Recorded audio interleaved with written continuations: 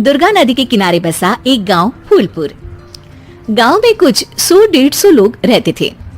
अंजलि, जो कि पास ही के जिले में रहती थी और 12वीं पास कर चुकी थी, उसके पिताजी ने बेटी को जल्दी विदा करने के लिए उसकी शादी फूलपुर गांव के मुकेश से करवा दी थी। मुकेश कभी स्कूल नहीं गया था और इस कारण वो पढ़ा लिखा नहीं था और बाकी गांव वालों की हालत भी मुकेश जैसी ही थी। मुकेश के घर में उसके माता पिता भी रहते थे। सासू माँ, मैं बाहर मंदिर तक जा रही हूँ, आधे घंटे में आ जाऊंगी। अरे अभी कहीं जाने की जरूरत नहीं है, चुपचाप जाके रसोई में रात के खाने की तैयारी करो। और ये घूंघट क्यों हटा लिया है तुमने? क्या पता नहीं कि इस गांव में औरतें बिना घूंघट के नहीं रहती। रात में अंजलि छत पर जाकर अपनी मम्मी से बात कर रही होती है। तभी गांव की 3-4 औरतें उसे देख लेती है और दरवाजे पर आकर उसकी सास से शिकायत करने लगती है। और क्या हुआ? अरे छत पे तो देखो, आपकी बहू मटक मटक के किसी से फोन पर बात कर रही है, दिन भर फोन पे लगी रहती है। अरे कल तो मंदिर के पास वो क्या कहते हैं, सेल्फी ले रही थी। शहर की बहू रखना अच्छा शान की बात है, पर देखना इसके लक्षण से ये तो तुम्हारे परिवार को बदनाम ना कर दे।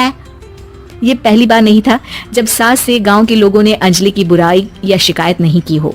अब तो ये रोज की बात थी। अंजलि ये सब सुन लेती है। जब वो नीचे जाती है तो मुकेश भी वहाँ आ जाता है। सास कहती है, बेटा, लोग घर आकर शिकायत करने लगे हैं बहू के कामों की, देख लो। पति हो, संयम से रखो इसे। माँ जी, मैं तो अपनी माँ से बात कर रही थी, क्योंकि यहाँ कोई बात करने लायक ही नहीं है और अब मैं माँ के पास ही रहूंगी। वहाँ क्या रहना, वहाँ बाहर के लोग तो ठीक है, पर घर के लोग भी इज्जत ना दे सके। अरे नहीं नहीं अंजलि, ऐसा नहीं है, धीरे धीरे सब ठीक हो जाएगा, तुम फिक्र ना करो। अरे बस कुछ बोलना ही नहीं है, सर पे चढ़ा रखा है बहू को। सास मुकेश की नरम बात सुन के वहाँ से मुंह चढ़ाकर चली जाती है। मैं तो कहती हूँ हम दोनों शहर चले जाते हैं। मैं पढ़ी लिखी हूँ, मुझे वहाँ नौकरी भी मिल जाएगी और थोड़े दिनों में आप भी वहाँ कुछ काम ढूंढ लेना। अरे नहीं नहीं अंजलि, हम यहाँ ना गांव का खेत, माँ पिताजी को छोड़कर शहर नहीं जा सकते। माँ पिताजी को कैसा लगेगा और गांव वाले क्या सोचेंगे?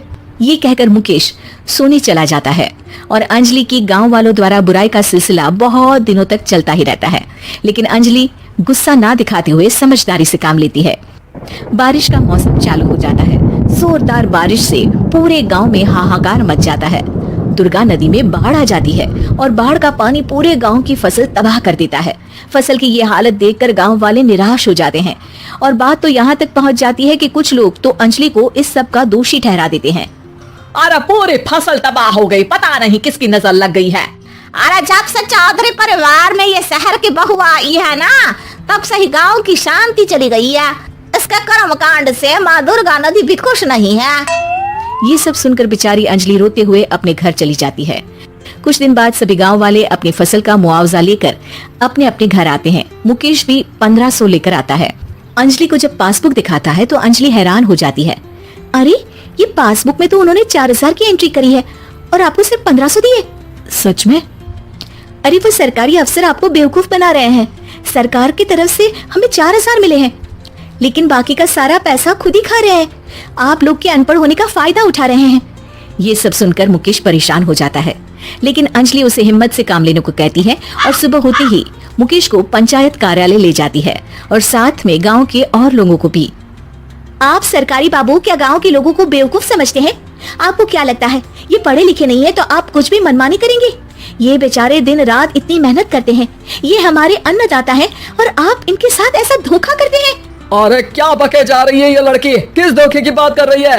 अपने कांड करके नदी माँ को नाराज करके हमारा नुकसान करके इसे चैन नहीं मिला क्या?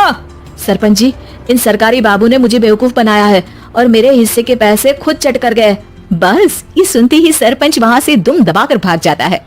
पता चलता है कि जनपद अधिकारियों ने गांव के सरपंच के साथ मिलकर सबके साथ धोखा किया है। सब लोगों का विरोध शुरू हो जाता है और आखिर में अधिकारी सब गांव वालों के हिस्सों के बचे हुए पैसे उन्हें लौटा देते हैं और कई दिन तक सरपंच गांव में लौटता ही नहीं। अंजलि, तुम नहीं होती तो हम गांव वालों को तो पता ही नहीं चलता कि ये हमें हर बार बेवकूफ बनाते हैं। हाँ हाँ अंजलि बेटी, हमें माफ कर दो। हम सब तुम्हें बुरा भला कहते रहे, लेकिन तुमने ही आज हमें बेवकूफ बनाने से बचाया है। हमें तुम पर गर्व है बेटी। अब समझ आया कि सरपंच तुमसे नहीं, तुम्हारे पढ़े लिखे होने से नफरत करता था। क्यों ना इस बार हम अंजलि को ही सरपंच पद के लिए चुन ले, क्या कहते हो गांव वालों? पढ़ी लिखी सरपंच। बस पूरा गांव अंजलि के लिए ताली बजाता है और अंजलि की सास उसे खुशी से गले लगा लेती है।